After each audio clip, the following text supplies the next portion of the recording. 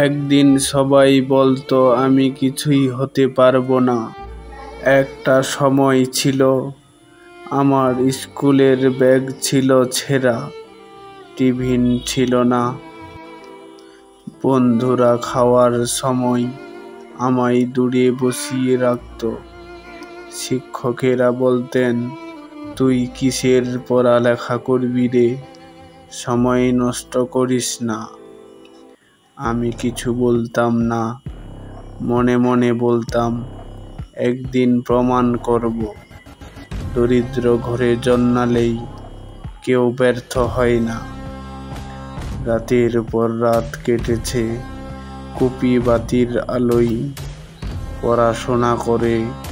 মা সকালে কাজে যেত আর আমি একা বসে বই পড়তাম না খেয়ে থাকলেও। যেদিন বোর্ড পরীক্ষায় প্রথম হলাম, মা বলেছিল, তুই একদিন অনেক বড় হবি। আমি চোখের জল লুকিয়ে বলেছিলাম, মা তুমি ঠিক বলেছিলে। আজ আমি সরকারি চাকরিতে কাজ করি। একদিন যাদের সামনে মাথা নিচু ছিল, আজ তারা আমায় সম্মান দেয়।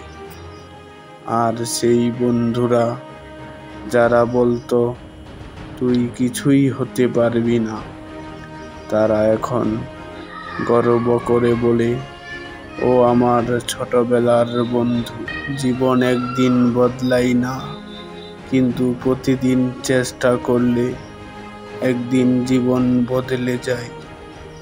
তাই চেষ্টা চালিয়ে যাও, কারণ ছেঁড়া জামা ছেঁড়া ভবিষ্যৎ নয়।